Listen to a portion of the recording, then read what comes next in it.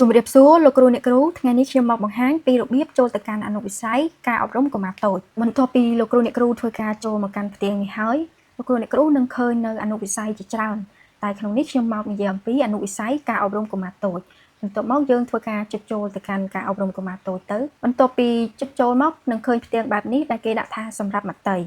ហើយលោកគ្រូអ្នកគ្រូនឹងឃើញនៅផ្ទាំងខាងក្រោមដែលមានដាក់ថាស្ថិតិបុគ្គលអប់រំមត្តេយ្យនិងបឋមសិក្សាហើយសម្រាប់ផ្នែកស្ថិតិបុគ្គលិកអប់រំមត្តេយ្យនិងបឋមសិក្សាគឺសម្រាប់គ្រប់គ្រងនិងបញ្ចូលទិន្នន័យរបស់បុគ្គលិកអប់រំមានដូចជាគ្រូបង្រៀននិងមន្ត្រីជាដើមផ្នែកនេះក៏ប្រើសម្រាប់កម្រិតមត្តេយ្យនិងបឋមសិក្សាផងដែរហើយសម្រាប់ការប្រើប្រាស់ឬមួយក៏ចូលទៅមើលទិន្នន័យលោកគ្រូអ្នកគ្រូអាចចុចទៅលើផ្ទាំងស្ថិតិបុគ្គលិកអប់រំមត្តេយ្យនិងបឋមសិក្សាទៅលោកគ្រូអ្នកគ្រូនឹងអាចចូលទៅមើលប្រព័ន្ធនិងគ្រប់គ្រងទិន្នន័យបានហើយឥឡូវខ្ញុំធ្វើការចុចចូលពេលដែលលោកគ្រូអ្នកគ្រូធ្វើការចុចចូលហើយលោកគ្រូអ្នកគ្រូនឹងបានឃើញផ្ទាំងនេះដែលក្នុងនេះមានដូចជាទិន្នន័យមត្តេយ្យ